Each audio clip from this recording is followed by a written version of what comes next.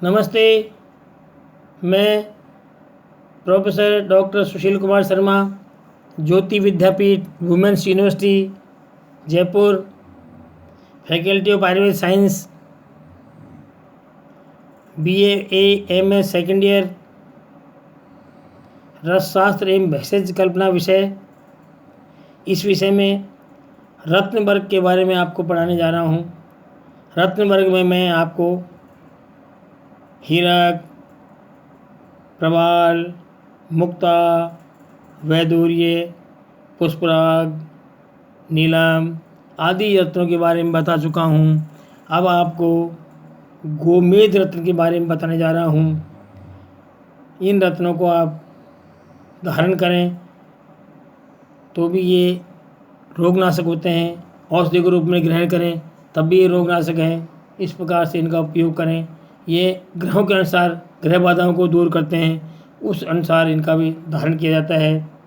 अब मैं आपको गोमेद रत्न के बारे में बताने जा रहा हूँ। इसको गोमेद रत्न, इसको सिन्नामोन स्टोन भी कहा जाता है।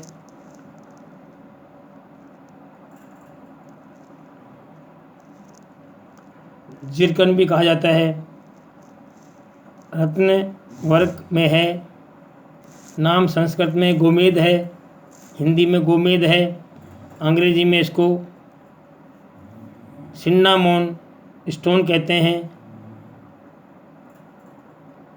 जिरकन भी कहते हैं। यूनानी में इसको संगे सुलेमान या अकीक भी इसका नाम है। गोमेद अकीक भी इसका नाम है। अकीक की अकीक पिष्टि का निर्माण होता है। रासायनिक सूत्र CaAl ब्रैकेट में SiO2 या ZrSiO4 ये इसके रासायनिक सूत्र हैं। रासायनिक नाम इसका कैल्शियम एल्यूमिनियम ग्रेनेट है। आपेक्षिक घनत्व इसका 4.4 से 4.47 है। काठिन्य 7.5 है। पर्याय में इसका है गोमेद, गोमेदक, पिंग स्फटिक, राहु रत्न और तमोमणि भी इसे पर्याय के रूप में कहते हैं। ये इसके पर्याय हैं। इतिहास के बारे में इसका जो वर्णन मिलता है, ज्योतिष ग्रंथ बृहद संहिता 5वीं शताब्दी से इसका उल्लेख मिलता है। रस ग्रंथों में इसका विस्तृत वर्णन, इसके लक्षण, भेद, शोधन मारण और औषधीय गुणकर मिलते हैं। ये इतिहास इस प्रकार इसका मिलता है। इसके परिचय में है यह रक्त पीताभ, मधु सदृश्य अथवा गाय के मेद या मूत्र के वर्ण का डार्क ब्राउन या हल्के पीले वर्ण का पाषाण रत्न है। पाषाण रत्न को बोलते हैं। इसमें सर्वाधिक प्रमाण में सिलिका होता है। सिलिका उसमें सर्वाधिक प्रमाण में होता है। किंचित मात्रा में एल्यूमिनियम ऑक्साइड भी होता है। बाकी अधिकतर इसमें सिलिका होता है। इसका रंग इसमें उपस्थित अल्पांश में लौह और मैग्नीज तत्व के कारण होता है। इसे खंड घन आकार के पारभाषक तथा अपारदर्शक दोनों प्रकार के होते हैं। ये पारभाषक भी है, ट्रांसपेरेंट भी है और अपारदर्शक भी है। दोनों प्रकार के होते हैं। इसके खरल अत्यंत मजबूत तथा रगड़ से बहुत कम घिसने वाले होते हैं। प्याले, चाकू, तलवार आदि की मूठ तथा अलंकार बनाने में इसका उपयोग होता है। गाय की चर्बी के समान हल्के पीले रंग का होने के कारण इसे गोमेद मणि नाम से गोमेद मणि, गोमेद मणि कहते हैं। यह राहु ग्रह को प्रसन्न करता है, यानी यह राहु ग्रह की ग्रह बाधा हो तो उसको दूर करने में काम आता है। राहु ग्रह को प्रसन्न करने वाला ग्रह है। राहु की बाधा हो तो उसको इसका प्रयोग करना चाहिए। औषधियों में तो प्रयोग है ही, बाकी ग्रह बाधा में भी इन रत्नों का प्रयोग होता है, देखा गया है, लोग करते भी हैं और साहित्य भी इसे बताता है और हमारे पुराने इतिहासों में भी इसका वर्णन मिलता है। प्राप्ति स्थान इसका यह भी श्रीलंका, वर्मा, दक्षिण अफ्रीका, रूस या फ्रांस में तथा भारत में बिहार के हजारीबाग जिला, केरल, तमिलनाडु तथा उत्तर प्रदेश केदारनाथ क्षेत्र, उत्तर प्रदेश जो अब उत्तर प्रदेश की बजाय अब उसको अलग प्रदेश हो गया, उत्तराखंड हो गया, उसका केदारनाथ क्षेत्र, केदारनाथ जो धाम है उसके क्षेत्र में पाया जाता है। ये वहाँ इसका प्राप्ति स्थान है। भेदों में है, वर्ण भेद से ये 4 प्रकार का होता है। श्वेतापीत मतलब श्वेत होते हुए पीत, श्वेतापीत, रक्ताभ पीत, कृष्णापीत मतलब पीत तो है ही है, पीले रंग का तो है ही है गोमेद। श्वेतापीत, रक्तापीत, कृष्णापीत और अकेला पीत, इस प्रकार से वर्ण भेद से 4 प्रकार का कहा गया है। वर्ण के आधार पर श्वेतापीत को ब्राह्मण, रक्तापीत को क्षत्रिय, पीत को वैश्य और कृष्णापीत को शूद्र कहा गया है।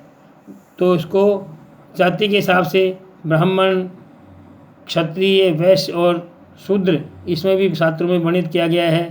तो वो भी इसको बता दिया गया है कि श्वेतापीत है उसको ब्राह्मण कहा गया है, रक्तापीत को क्षत्रिय कहा गया है, पीत को वैश्य कहा गया है और कृष्णापीत को शूद्र कहा गया है। ये भी इसका वर्णन होता है। उत्तम एवं ग्राह्य गोमेद कौन सा है, अब इसके बारे में बताएंगे। उत्तम कौन सा है और किसको ग्रहण करना चाहिए गोमेद को, कौन सी गोमेद मणि को ग्रहण करना चाहिए। तो उसके लिए है कि स्वच्छ गोमूत्र के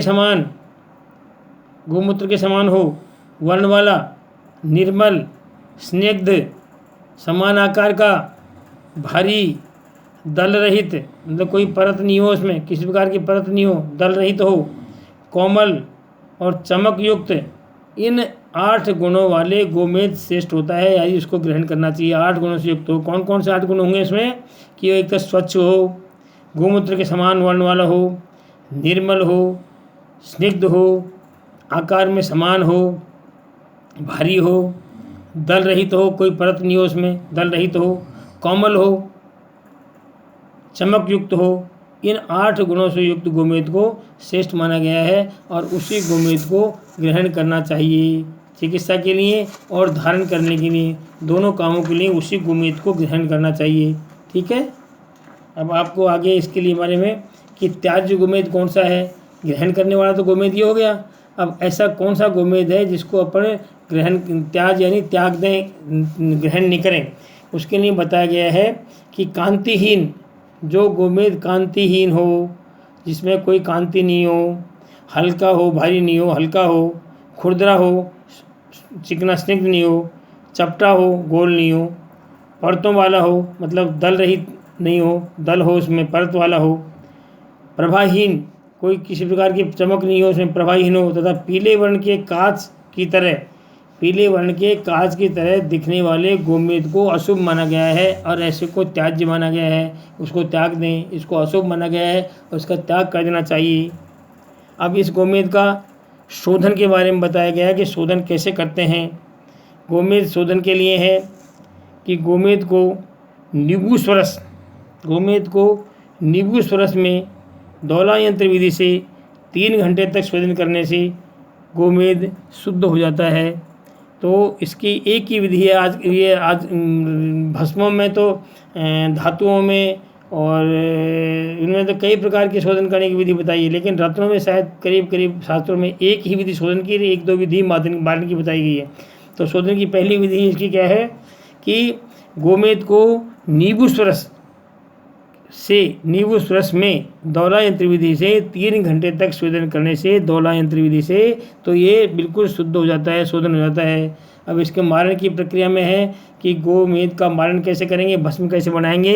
तो गोमेद को सूक्ष्म चूर्ण कर लें, इसका सूक्ष्म चूर्ण कर लें। इसमें शुद्ध पारद, शुद्ध गंधक, इसमें क्या करें, इसको पहले सूक्ष्म चूर्ण कर लें, फिर इसमें शुद्ध गंधक, शुद्ध हड़ताल तथा शुद्ध मनशिला, शुद्ध गंधक, हड़ताल, शुद्ध मनशिला, प्रत्येक गोमेद के समान भाग, प्रत्येक गोमेद के समान, जैसे गोमेद जितना हो, 100 ग्राम गोमेद है तो 100 ग्राम में गंधक, 100 ग्राम में शुद्ध हड़ताल और 100 ग्राम में शुद्ध मनशिला, ये प्रत्येक गोमेद के समान भाग लेकर लकुच सुरस, लकुच का सुरस होता है, उस लकुच सुरस में भावित कर इसको घोटें, मर्दन करें, चक्रिकाएँ बनाएं, उनको सूखा करें, शराब संपुट कर सुखा लें, शराब संपुट करें और इसके बाद में गजपुट की अग्नि में पाक करें। ऐसे 8 गजपुट देने से की अग्नि देने से गोमेद की सुंदर भस्म बन जाती है। गोमेद का वर्ण कत्थई रंग का होता है। ऐसे गोमेद की भस्म की वर्ण कैसा होगा, ये कत्थई रंग की भस्म बन जाएगी। ये इस प्रकार से गोमेद का रंग होता है। गोमेद की पिष्टी कैसे बनाएंगे, पिष्टी बनाने के लिए सीधा है कि शुद्ध गोमेद चूर्ण को लोहे की इमाम दस्ते में कूटकर गालित सूक्ष्म चूर्ण बना लें, उसको कूटकर वस्त्र गालित करें, वस्त्र से छान लें, मतलब गालित करने वस्त्र छान लें, सूक्ष्म चूर्ण कर लें। अब इसमें गुलाब जल डालकर 3-4 दिन तक खूब अच्छी प्रकार से मर्दन करें और सुखा लें, मर्दन करते करते। तो इस प्रकार से ये गोमेद की पिष्टी बन जाती है। गोमेद पिष्टी, या इसको अकीक पिष्टी भी कह सकते हैं, अकीक पिष्टी बन जाती है। इस पर इसकी पिष्टी का निर्माण करें। गोमेद भस्म की पिष्टी की मात्रा कितनी होगी, इसमें लिखा है 1/4 रत्ती से 1 रत्ती तक इसको दे सकते हैं, 1/4 रत्ती से 1 रत्ती दे सकते हैं। अनुपान शहद, मक्खन, मलाई अथवा विविध रोगनाशक औषधियों के साथ दे सकते हैं। शहद के साथ, मक्खन के साथ, मलाई के साथ अथवा विविध रोगनाशक औषधियाँ, यानी जैसे रोग हो, जैसी औषधि उसमें मिला करके उसके साथ इसका प्रयोग किया जा सकता है।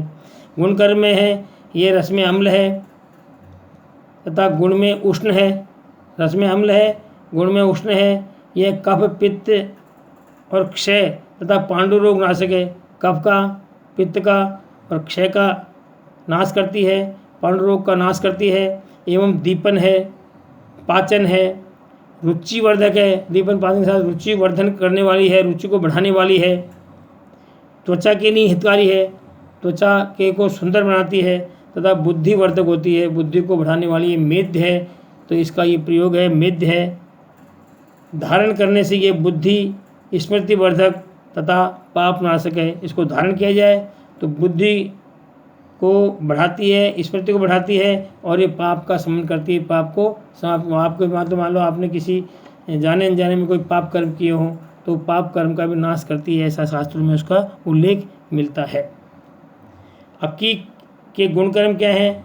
अकीक गुण में रूक्ष तथा वीर्य में शीत है, मतलब वही अकीक गुण में रूक्ष है, वीर्य में शीत है।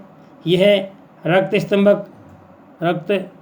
स्तंभक है, दांतों को दृढ़ करने वाला है तथा मानसिक रोगों में लाभकारी है। ये अकीक जो अकीक के गुणकर्म है, ये जैसे उसको उष्ण बताया है तो इसको थोड़ा शीत बताया है, और मानसिक रोगों में अत्यंत लाभकारी अकीक को बताया गया है। वैसे अकीक इसकी परिभाषा इसका पर्याय में भी है, मतलब इसको यूनानी में अकीक कहते हैं गोमेद को, लेकिन गोमेद को शास्त्रों में उष्ण बताया है, लेकिन अकीक को इसमें शीत वीर्य बताया गया है। ये थोड़ी इसमें थोड़ी दुविधा है, शास्त्रों में उल्लेख शीत का मिलता है।